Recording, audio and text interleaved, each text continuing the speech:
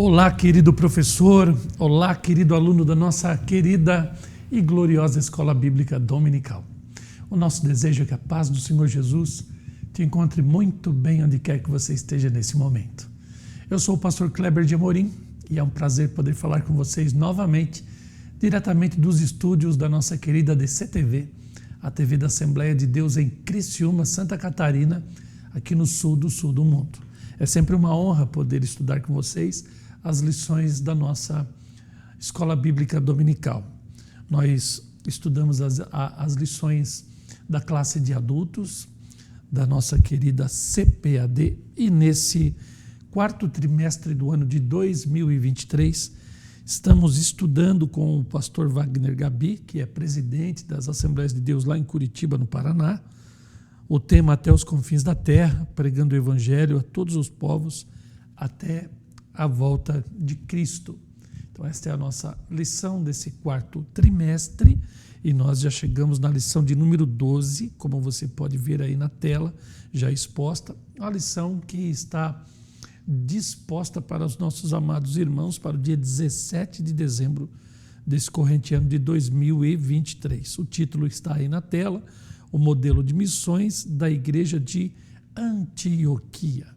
E aí nós temos alguns objetivos para a nossa lição de número 12 e esses objetivos nos levarão a um bom termo, né? Uma aula muito bem ministrada por vocês, com bastante conteúdo, com começo, meio e fim, respeitando o horário e enriquecendo as vossas classes com o material da lição, com um pouco do nosso subsídio, mais alguns que você com certeza vai colher em outras fontes que você procura, porque nós não somos a única fonte de subsídios, principalmente aqui na internet, você tem vários, fora literatura, etc. O certo é que obedecendo esses objetivos, ou seguindo esses objetivos, tendo em mente esse plano de voo, por assim dizer, a sua aula vai ser tremendamente abençoada. E o primeiro objetivo seria apresentar a natureza e as características da igreja de Antioquia. Quando se fala de natureza, fala da realidade factual, de uma cidade que existia, de uma igreja que se forma, e aí nós temos todo um contexto que envolve o surgimento, o nascimento, porque igrejas não se criam, elas nascem ali na cidade de Antioquia, e a importância que essa cidade vai ter para o evangelho fora dos limites ali daquela região da Síria, daquela região que se convencionou depois de Palestina, né, para adentrar para o Império Romano. Antioquia é como se fosse uma catapulta, né, que vai fazer com que a igreja, então, ela adentre a territórios jamais alcançados, mesmo porque a igreja era muito recente ainda naquela época e ela já está com um ímpeto não expansionista, né, porque não havia uma clara intenção da igreja de Jerusalém de se aventurar no mundo. Não, aquilo foi um movimento de Deus com provisão, com providência, se utilizando de circunstâncias como a perseguição para que a igreja então excedesse seus limites. Deus sempre está dando aquela ajudinha na história, não é verdade? A história, ela obedece à soberania divina e aí então as circunstâncias fazem com que a igreja ela saia dos seus limites e Antioquia é essa porta de saída da igreja de Jerusalém para o mundo. Depois, expor sua natureza missionária e 3, enfatizar o serviço de missões da igreja de Antioquia. Nós temos a lição, a leitura bíblica em classe dessa nossa lição, que vai estar em Atos 11, 19 a 26, capítulo 13 depois, do verso 1 até o 5. É importante que seja feita pausadamente a leitura a leitura bíblica em classe da nossa lição, para que então os nossos alunos eles estejam sobre ou eles estejam analisando todo um contexto e eles então saibam tirar da leitura bíblica em classe as lições que estão dispostas aqui nos tópicos a seguir. Nós temos o texto de ouro da nossa lição, Atos 13, 2, e servindo eles ao Senhor e jejuando, disse o Espírito Santo, apartai-me a Barnabé e a Saulo para a obra aqui os tenho chamado. E a verdade prática vai nos dizer que a oração do Espírito Santo a ação do Espírito Santo é a garantia do sucesso de toda a obra missionária. Então nós temos aqui a introdução e aí nós vamos já direto para o nosso primeiro tópico da lição de número 12, e ele tem por título a Igreja de Antioquia, natureza e características. A síntese desse tópico vai nos dizer que a Igreja de Antioquia foi fundada por leigos e, consequentemente, por cristãos gentílicos. Então, o primeiro subtópico vai falar, então, Antioquia da Síria. Era conhecida como a Rainha do Oriente. A lição vai nos dizer que ela tem em torno de 500 mil habitantes. Ela era uma cidade cosmopolita, com pessoas de várias nacionalidades. E aí, então, o texto vai dizendo ainda que ela era a segunda capital do cristianismo depois de Jerusalém. Em Jerusalém, em Atos 2, nós temos ali a descida do Espírito Santo, o cumprimento da promessa de Jesus e a virtude do reino de Deus tomando conta dos corações. Agora, Antioquia, ela vai surgir como resultado dessa dinâmica do reino de Deus, mas na mesma unção, na mesma sintonia, usando termos modernos aqui, na mesma sinergia, ou seja, ela é uma igreja na mesma natureza, na mesma unção, na mesma intensidade da ação do Espírito Santo. E ela também é sede das missões da igreja cristã. Então, quando Lucas vai narrando para Teófilo, ainda tinha escrito o Evangelho, agora o livro de Atos, né? E aí então ele está narrando o surgimento da igreja. No capítulo 11 de Atos, a coisa ela vai tomar uma outra proporção. Então diz ali o texto da nossa lição que Lucas altera o foco da narrativa, que estava centralizada em Jerusalém, e agora o foco vai para a missão aos gentios a partir de Antioquia. E temos aqui o subtópico 2, que vai falar que o surgimento da igreja de Antioquia é um resultado direto dessa perseguição que se dá em Jerusalém sobre os cristãos depois do martírio de Estevão. A gente já falou muito aqui nesse trimestre que a palavra testemunho no grego mártir tem a ver então com as consequências, né, do anúncio do evangelho para o mundo, que seria o que? A oposição, a violência, como a violência aparecendo sobre várias facetas, e uma delas é a perseguição, que dispersa os cristãos ali de Jerusalém, pela Judéia, Samaria, e aí então os cristãos chegam lá perto do mar Mediterrâneo, ao norte daquela região ali, ao noroeste da Galileia, por assim dizer. Então eles vão descendo rumo ao litoral e encontram a cidade de Antioquia como um refúgio da perseguição dos judeus em Jerusalém, que tem ali na cidade de Jerusalém, no templo de Herodes, o epicentro dessa religião. Então ali a influência judaica, mesmo subordinada ao Império Romano, é muito forte. Vai saindo dali, a coisa ela vai então enfraquecendo em termos de importância judaica. Já lá na Antioquia da Síria, os judeus estão lá com as suas sinagogas, mas eles não exercem tanta influência, tanto poder, e a cidade se torna um lugar seguro, um escape para os cristãos, não sabendo os cristãos que o Senhor vai fazer daquela cidade, então, a segunda capital da igreja, capital das missões, e o surgimento de uma grande obra a partir dali, né? É a primeira igreja das gentes, diz ali o texto, gentílica. Essa igreja tornou-se centro da obra missionária, né? E aí o texto vai nos dizer, é importante você ter essa noção, porque quando você olhar o mapa ali das viagens missionárias de Paulo, você vai ver que nós temos o mar Mediterrâneo tocando sobre o norte da África, tocando sobre aquela borda do Oriente Médio e a Ásia Menor, e vai subindo, alcançando a Europa. Então o Império Romano ele tem portas para esses lugares do mundo. Para cima a Europa. Você olhando aqui de frente, né, imagina o mapa aqui vai estar o Ocidente, aqui vai estar o Oriente, aqui está o Mediterrâneo, Jerusalém está aqui, a Ásia Menor está aqui, a África, né, e a Europa mais aqui em cima. Então olha quantas portas o Império Romano ele toca, e não é por mera coincidência que é assim. Há um agir de Deus na história e o Império Romano não está ali porque homens quiseram, mas a própria mão divina conduziu para que as coisas fossem assim. E dentro desse império nós temos Alexandria aqui no norte da África, nós temos Roma aqui em cima e agora Antioquia da Síria, faz um triângulo assim, ó, no mar Mediterrâneo. Ok? E aí diz que o evangelho pregado a partir de Antioquia para outras regiões do mundo era espiritualmente estratégico.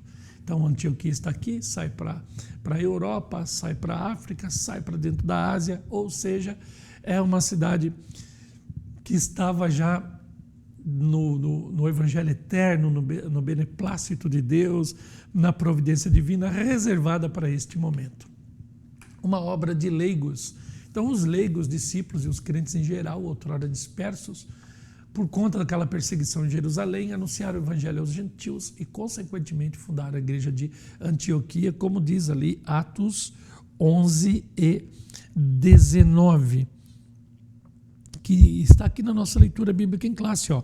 E os que foram dispersos pela perseguição que sucedeu por causa de Estevão, caminharam até a Fenícia, Chipre e Antioquia, não anunciando a ninguém a palavra, senão somente aos judeus. Claro, começaram com os judeus na sinagoga e depois a obra tomou uma proporção. Mas chegaram lá por conta da perseguição. A mão do Senhor estava sobre os crentes dispersos em Antioquia. É interessante quando nós temos a certeza de que o avivamento é de Deus, quando a gente percebe isso que está escrito nessa última leitura que eu fiz aqui, ó. A mão do Senhor estava sobre os crentes dispersos em Antioquia. Muitas vezes a gente vê obras dos homens em nome de Jesus sendo criadas, né? E, de novo, igrejas não se criam, igrejas elas nascem, e elas nascem de Deus quando Deus está levando, conduzindo e fazendo. Quando são os homens, a coisa para pelos homens mesmo. Eles morrem, às vezes até são sucedidos pelos seus, mas depois a obra perece, porque ela não estava fundamentada numa onisciente e presciente vontade de Deus. O evangelho chega no coração do homem, o homem se arroga dono dessa revelação, funda os seus trabalhos e os seus trabalhos com eles morrem. Mas quando Deus está conduzindo, a coisa permanece para sempre. A notícia chegou a Jerusalém. E Barnabé vai viajar 400 quilômetros até lá. Ele se alegra. E veja que Barnabé, ele já surge no cenário de Atos como alguém que Deus tomou a sua vida para consolo da igreja.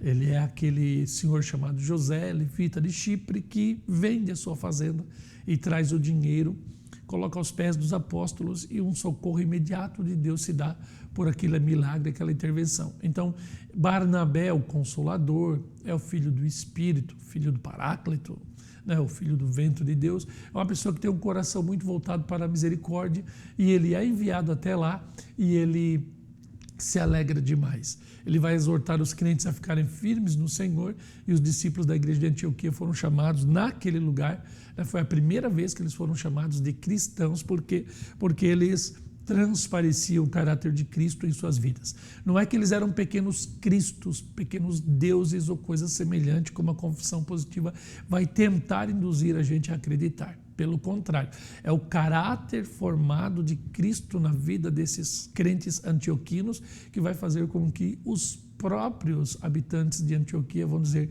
cristãos parecidos com o seu Cristo. Por quê? Porque a diferença deles em relação ao status quo social daquela cidade de 500 mil habitantes, uma cidade muito grande. Há muitas cidades famosas hoje no Brasil que não têm 500 mil habitantes, e ela já tinha. Então a diferença que o cristianismo faz naquela cidade faz com que Cristo seja revelado naquelas trevas existenciais. A luz brilhou, o sal salgou, e aí então a diferença se fez. Nós temos aqui o mapa da Turquia, que você vai ver aqui do lado, olhando de frente para o lado direito, olhando aqui como se fosse o mapa para o lado esquerdo, você vai ver que bem ali abaixo da letra E do Turquia ali, está escrito em inglês, você vai ver aquela pontinha lá em cima do mar Mediterrâneo, aquela pontinha que vai descendo ali para a Síria. Ali ficava Antioquia, bem ao extremo sul da Turquia. A parte mais no sul da Turquia é onde estava Antioquia.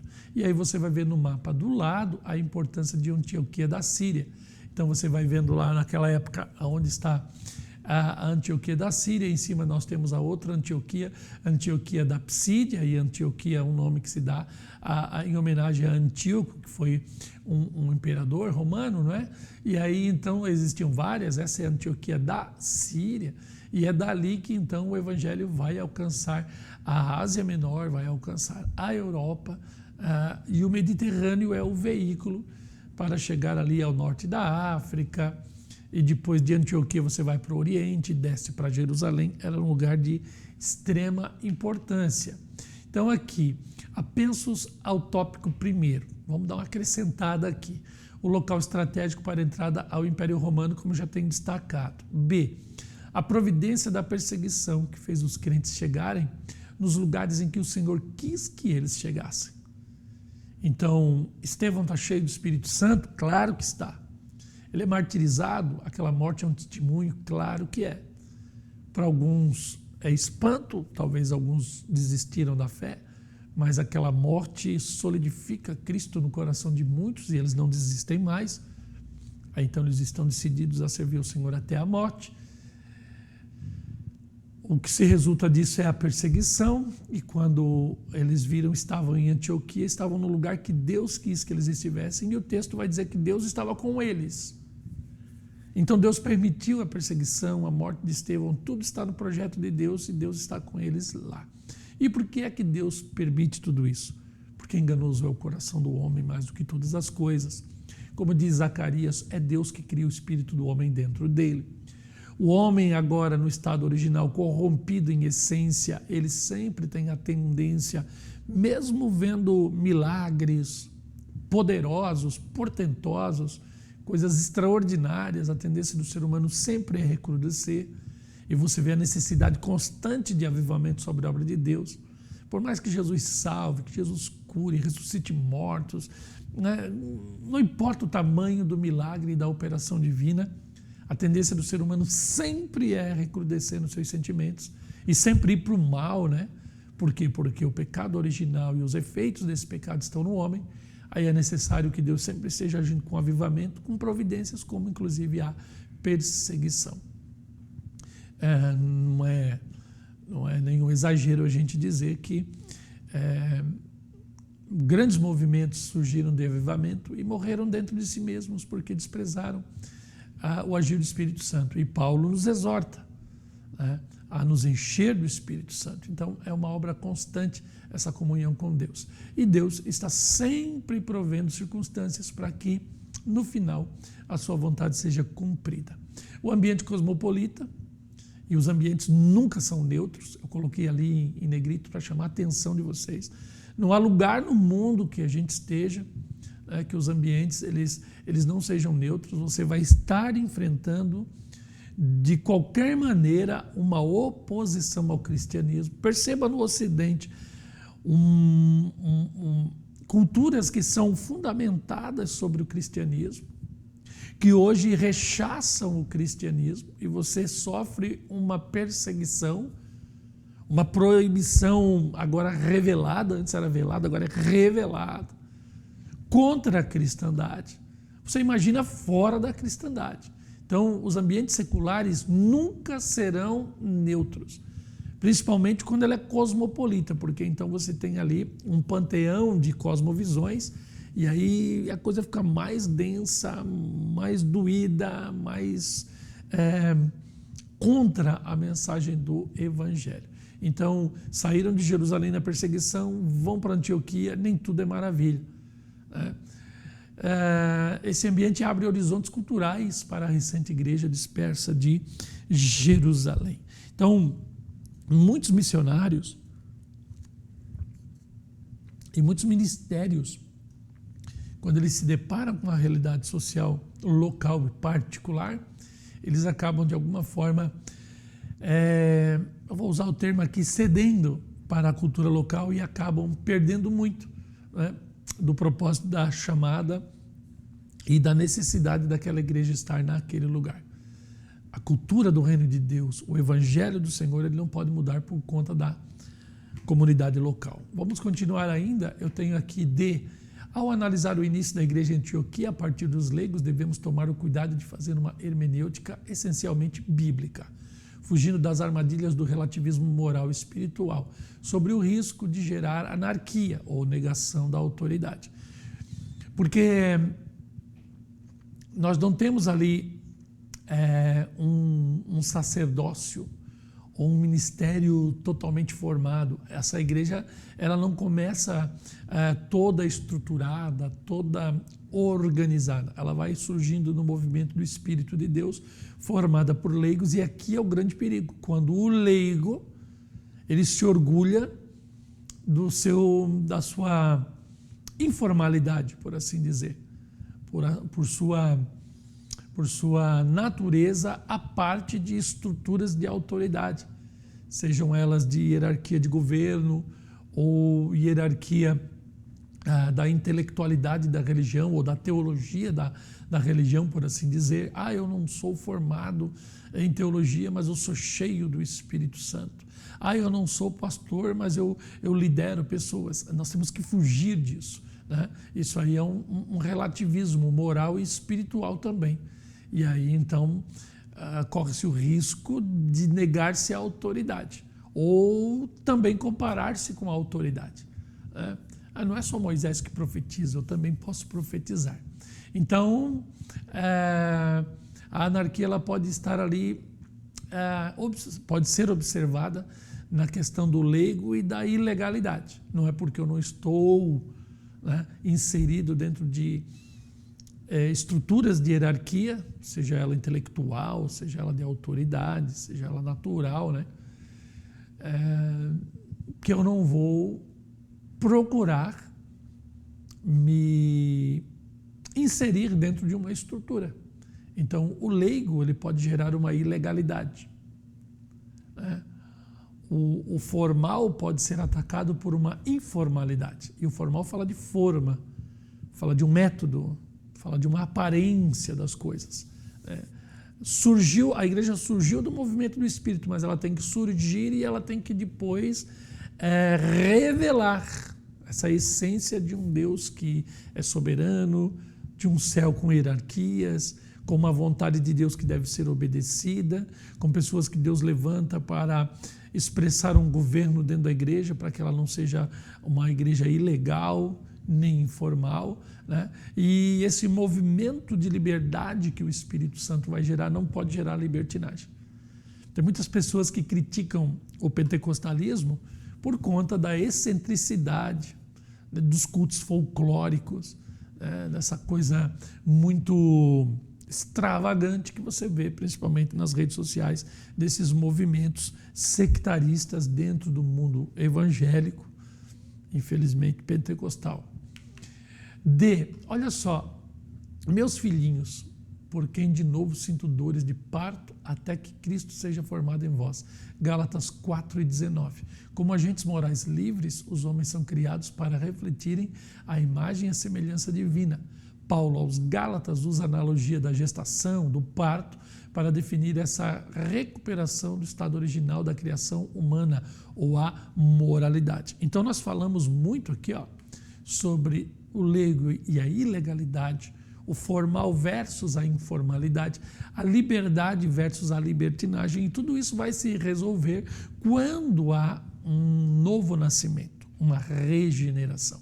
E essa regeneração ela acontece no trato do pecador com o crente salvo, quando o evangelho vai sendo gerado na vida desta pessoa, e essa pessoa depois é gerada do Espírito Santo de Deus. Então Paulo vai falando aqui que uma igreja missionária é uma igreja que sente, como uma mulher, essas dores da gestação e do parto. Chegamos aqui no segundo tópico da nossa lição, uma igreja missionária agora em ação. Ela surge, já demos o contexto, falamos muito sobre ela, agora vamos ver essa igreja agindo. Profetas e doutores constituiu uma liderança servidora, estabelecida sem barreiras raciais e espirituais. Então a igreja de Antioquia ela já vai também quebrando essa coisa do ideologismo político que quer adentrar nas searas evangélicas. Muito cuidado com isso. Esse identitarismo, esse coletivismo, essa coisa das minorias, essa coisa do muito cuidado da mulher que quer se emancipar do seu verdadeiro papel como mulher de Deus, de uma igreja que se torna fratricida, com muitas facções. Agora os irmãos afrodescendentes eles vão exigir seus direitos dentro da igreja e os irmãos que são descendentes dos povos mouros ou dos europeus que então colonizaram o Ocidente, formando essas sociedades, eles têm então uma dívida histórica com os índios, com isso e aquilo, e começam essas discussões dentro da igreja, e aí se criam cotas, isso e aquilo. Veja bem, o Espírito de Deus é quem decide as coisas na igreja, é Ele que levanta, é Ele que unge, é Ele que revela os seus projetos às suas igrejas e aqueles que Ele quer usar. Muito cuidado com isso. A igreja de Antioquia é uma igreja que ela é constituída por homens de várias nacionalidades, de várias raças, mas que aceitaram o mesmo Jesus, pregam o mesmo evangelho e são usados pelo mesmo Espírito Santo de Deus. Então, olha só, havia alguns profetas e doutores. Então, essa igreja ela é formada por um avivamento. De Jerusalém vão descendo profetas e doutores, como vai lá nos narrar a leitura de Atos 11. Deixa eu ver aqui.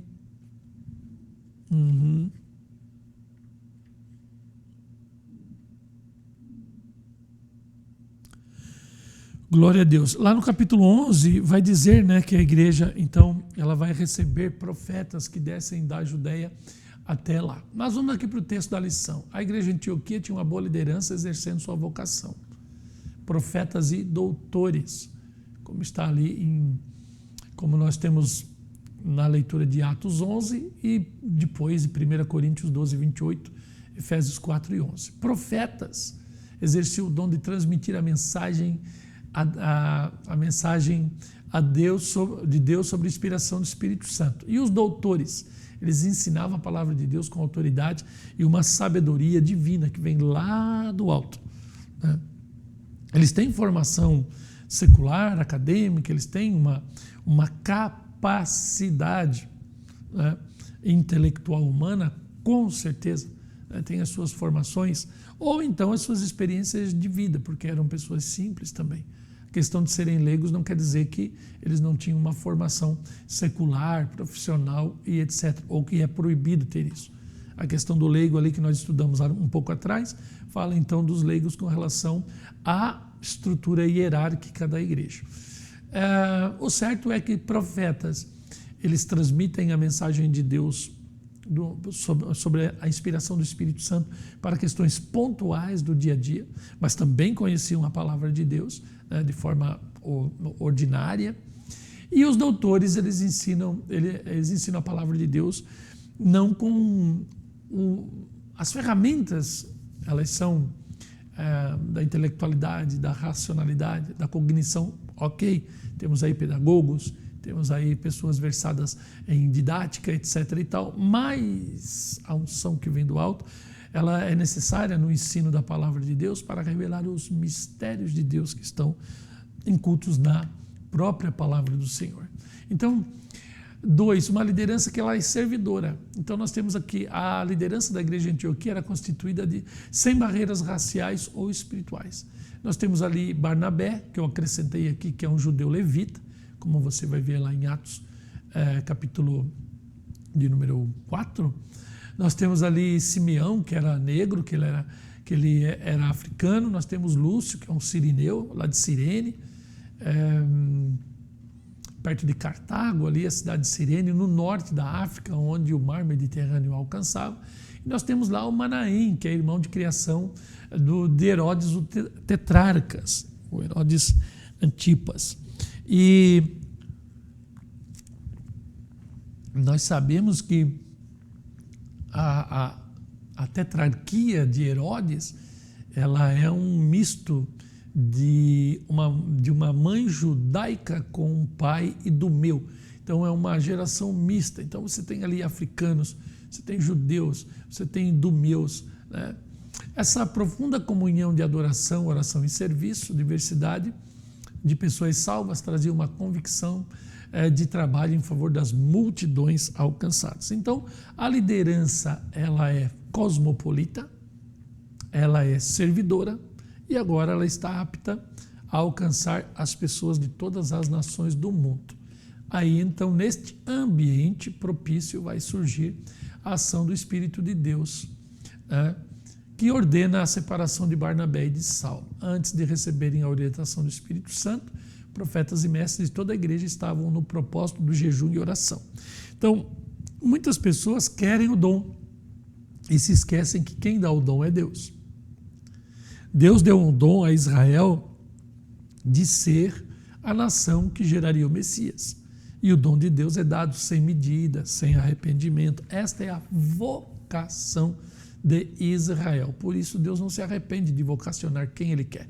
Vocacionou aquela nação para gerar o Messias e Ele vocaciona homens e mulheres dentro do corpo dele, que é a igreja, para o serviço que Ele quer. Então, antes de querer o dom, esteja em oração e jejum para que o dom de Deus surja ao natural e você não se decepcione ao caminhar com Cristo. Ele não deu o dom que eu queria. Primeiro ore, jejue, e aí Ele vai dar o dom que você quiser. E esse dom vai significar muito ao seu coração, que já está quebrantado por oração e jejum, e aí tudo vai dar certo. Profetas, mestres de toda a igreja continuavam jejuando. Como diz ali o versículo de número 3. Na obra missionária, devemos entrar num propósito de jejum e oração para receber a orientação do Espírito Santo. Essa era a base do sucesso missionário da igreja de Antioquia. E aí colocamos aqui apensos ao tópico 2. Aí eu coloquei 1 Coríntios 12, 27 a 31, né, e vai falar aqui sobre os dons na igreja. Ora, vós sois o corpo de Cristo e seus membros em particular. A uns Deus pôs na igreja, primeiramente, como apóstolos, em segundo lugar, profetas, em terceiro, doutores. Perceba aqui essa ordem numérica. Primeiro, segundo, terceiro. Depois, aí você vai vendo os dons, eles atingindo um nível de expansão que ele já não pode mais ser quantificado. Então, aqui há posições de autoridade, apóstolos, profetas, doutores, e agora nós temos os efeitos dessa hierarquia. Depois nós temos milagres, dons de curar. Então, a cura é uma só, mas há várias maneiras de chegar-se à cura. Há muitos dons de socorro, o socorro é um só, mas ele ocorre de várias maneiras. Há governo, e aí então há muitos dons para governar. O governo é um só, mas há várias formas de você fazer o governo. E há também dons de línguas, há muito mistério em cima da língua estranha. Eu acho interessante os críticos do pentecostalismo que eles assim se arrogam a doutores do Espírito Santo, como se eles tivessem uma cartilha do Espírito de Deus. Veja, eu tenho cura, socorro, governo, variedades de línguas. Então são dons. Para estas ações são várias maneiras, vários métodos de alcançar a cura, o socorro, o governo, as línguas. E eles querem reduzir, assim, colocar uma cartilha para o Espírito Santo como se fosse possível, num mundo tão denso e também complexo, você usar de uma metodologia para o Espírito Santo atuar nessa diversidade do mundo inteiro. O dom de Deus vai se revelar na necessidade dos locais, né? Deus vai curar, vai socorrer, Ele vai levantar governos, vai ter a variedade de línguas, seja a língua, o idioma local, seja a língua da oração pentecostal, lá de 1 Coríntios 14, seja a língua dos anjos, ou seja, não há como você governar essas coisas. O certo é que há apóstolos, profetas, doutores, e há curas, socorros, governos e línguas. Porventura são todos apóstolos, profetas, são todos doutores? são todos operadores de milagres. Então a cura, socorro, governo e língua são milagres de Deus, que estão à disposição de uma primeira estrutura hierárquica que surge ali na igreja de Antioquia. Apóstolos, profetas, doutores. Todos têm o dom de curar, falar diversas línguas, interpretam todos. Veja, ele não está falando assim, ó, traduzem línguas. Ele está dizendo interpretam línguas. Por quê? Porque você não precisa estar num curso, né, aí de qualquer escola de idiomas para aprender. Aonde você aprende língua dos anjos, como diz Paulo lá em 1 Coríntios 13? Onde? Não existe. Então você não vai traduzir, você vai interpretar. É muito diferente essa concepção de interpretar e de traduzir. Portanto, procurai com zelo os melhores dons. Você pode estar na igreja ou nessa hierarquia de apóstolo, profeta e doutor em Antioquia, mas o interessante, ou na igreja cristã, das igrejas que Paulo fundou, mas o certo é você procurar os melhores dons. Como, pastor Kleber? Orando e jejuando. Então, orar, jejuar, você está numa igreja que tem esse movimento da adoração, o dom ele surge ao natural, com a disposição da igreja, à vontade de Deus. E ainda eu tenho aqui ainda, aqui eu errei no meu não, aqui estou no apenso do tópico 2, agora eu vou, então, na parte A. O Evangelho de Cristo tem nos apóstolos e profetas, Efésios 12, 20, o fundamento de seu querigma, ou da anunciação do Evangelho. Profetas e doutores agora interpretam a doutrina apostólica e revelam a vontade divina para o hoje da igreja. Olha que interessante isso aqui, para o hoje da igreja. B. Ainda no apenso do tópico 2b, a diversidade racial e regional de uma comunidade cristã, antes do identitarismo dos movimentos coletivistas, é uma provisão divina para a conquista do mundo geográfico e a manifestação dos dons naturais da humanidade. Então, essa diversidade que você pode encontrar em algum lugar é, na verdade, uma provisão divina. Às vezes a pessoa vem lá de tal lugar, está aqui, e aí você alcança aquela comunidade, ela sai daqui, volta para o lugar dela ou para outro lugar, atinge semelhantes e também aqueles que são diversos. Então, essa multiculturalidade, ela é muito importante para alcançar as culturas, mas também manifestar os dons naturais da humanidade. Então, Deus ele se utiliza dessas diferenças da humanidade para revelar dons específicos a certas etnias, né? E esses dons vão, então, ajudar essas etnias a se estabelecerem em lugares do mundo e assim por diante. Então, é a manifestação de dons naturais que depois, somados, formam a grande imagem de Deus na humanidade. O Evangelho liberta a todos do pecado e em Cristo a humanidade se torna a Igreja do Senhor. C. A formação da adoração, que na verdade adorar é estar em serviço, da Igreja de Antioquia, né, que teve oração, jejum e missões, totalmente dependente da unção divina, é inteiramente antagônica ao pragmatismo das igrejas modernas e seus métodos. Hoje, como as igrejas funcionam? Pessoas criam igrejas, inauguram igrejas, e essas igrejas são formadas para atender um segmento dentro daquela comunidade, daquela cidade e etc. E como que elas surgem? Se utilizando de métodos, instrumentos tecnológicos. Olha a dependência de luz, de som, de vapor, instrumentos estridentes, de energia elétrica e tudo. É tudo muito artificial, né? Nesse movimento. Redes sociais, hoje, elas não são veículos para levar o Evangelho. Elas são instrumentos indutores do pensamento mesmo. Não é a mensagem, é a forma com que a internet, as redes sociais se impõem, né? E elas vão modelando pessoas, e as igrejas, em vez de serem surgidas a partir da unção do Espírito de Deus, elas vão então replicando padrões de usos, de costumes, né? E de pensamentos, entendimentos, e quando você vê, há muito humanismo dentro dessas manifestações e pouca unção de Deus. Então, métodos, instrumentos tecnológicos, essas estratégias. Se trabalha muito com estatísticas, quem é da administração sabe, as coisas são muito quantificadas em números, em propostas, em estatísticas, em slogans, muito treinamento. Hoje em dia, é o homem isso, a mulher aquilo, daí sai da igreja, vai para o mato, sobe o monte, é como uma imensa gincana, é como um programa que você vê na TV lá daquelas pessoas que ficam lá naqueles desafios, pessoas marombadas, pessoas de academia que saem lá pulando em cordas, correndo em cima de barris, em cima da água, aqueles desafios. E isso não é evangelho, gente, pelo amor de Deus. Né? E depois tem a indução do pensamento. Né?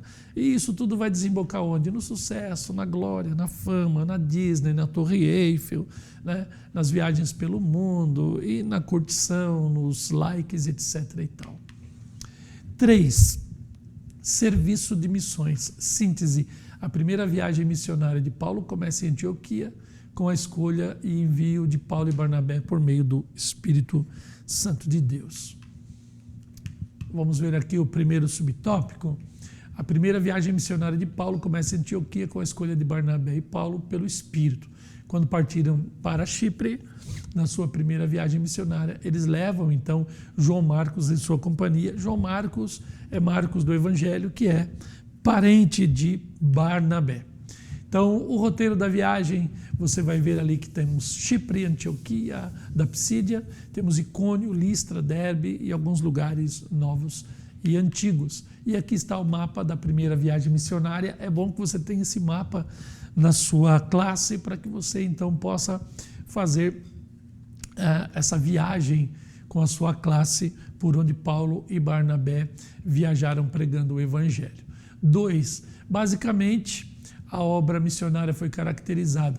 Variedade de estratégias de evangelização, visitas a cidades e países em que o Evangelho não havia chegado, perseguição e oposição ao Evangelho, batismo no Espírito Santo, separação de líderes da igreja. Tudo isso aconteceu na viagem missionária. Né? Oposição ao Evangelho, batismo no Espírito Santo, separação de líderes para as igrejas. Tudo isso tinha nas viagens que Paulo fazia, e isso deve acontecer hoje com os missionários modernos. Perseguição, batismo com o Espírito Santo e lideranças para que eles cuidem da igreja local. Eles poderiam dizer de sã consciência, missão cumprida no roteiro dessa primeira viagem. E depois eles vão prestar conta. Ao final de cada uma das viagens missionárias, Paulo e sua equipe prestavam contas à igreja que haviam recomendado. Muitos gentios e judeus creram, aceitaram Jesus como Salvador. Muitas igrejas fundadas, curas divinas, libertação ocorreram. A obra do Espírito Santo foi notória, então, nessa primeira viagem missionária de Paulo. Ainda sobre prestar contas, algumas lições preciosas. A ideia dos missionários independentes que respondem somente ao Senhor não é bíblica. E tem muitas pessoas que saem por conta própria, né? E depois elas vão dependendo de várias igrejas, não prestam conta para ninguém e acabam formando ali igrejas híbridas que têm um desenvolvimento muito complicado. Teremos oposição e obstáculos na obra missionária, mas também teremos resultados que glorificarão ao Senhor que nos chamou. E aqui, sobre prestar contas, eu separei para vocês, como um apenso aqui do tópico 3, um subsídio, 1 Coríntios 12, 28. Há uns, pois, Deus na igreja, e eu coloquei ali governos. Na história da igreja, percebemos não haver uma governança específica, mas governos. Tem igrejas que têm colegiados episcopais, presbíteros, né, que tomam as decisões. Nós temos igrejas ali como a igreja ortodoxa, a igreja católica, que são estruturas hierarquizadas. Há um clero hierarquizado. Nós temos, agora mais modernamente falando, pessoas jurídicas de caráter público, como é o caso das Assembleias de Deus, e aí nós temos pastores que governam, que são administradores e também são ensinadores. O certo é que não há uma governança específica na Bíblia Sagrada. O que Paulo está dizendo é que há governos. E, pastor, mas como nós vamos saber qual é o método correto? Quando os resultados finais forem aprovados pelo Espírito Santo, que levanta a igreja que cuida da igreja, que zela pela igreja. A boa consciência. Quando nós estamos no Evangelho, com intenção missionária de ganhar almas, aí então a aprovação de Deus, ela vem nos governos, e não em uma forma única e exclusiva de se governar, porque como nós já vimos, nós temos uma pluralidade racial, multicultural na igreja, nós temos que alcançar o mundo inteiro, e a igreja ela tem uma essência, o Evangelho, que prega o arrependimento como a chave que abre as portas para o reino de Deus. Depois essas questões periféricas ao Evangelho, como o governo que vai sustentar hierarquias, etc. e tal, isso são decididas pela autoridade local, onde 2 ou 3 reunidos em nome de Jesus já começam a estabelecer ali, então, a autoridade divina naquele rebanho do Senhor. Os resultados da missão devem ser levados ao conhecimento das denominações, para a membresia que suporta isso financeiramente e aos governantes e administradores. Então, nós não podemos ser informais, não podemos andar na ilegalidade, como a gente falou lá atrás no primeiro tópico. Então, nós chegamos à conclusão da nossa pré-aula da lição de número 12, pedindo que você curta e compartilhe aí o nosso vídeo. Eu sempre peço isso no final, para quem realmente esteve conosco aqui até o final da nossa aula.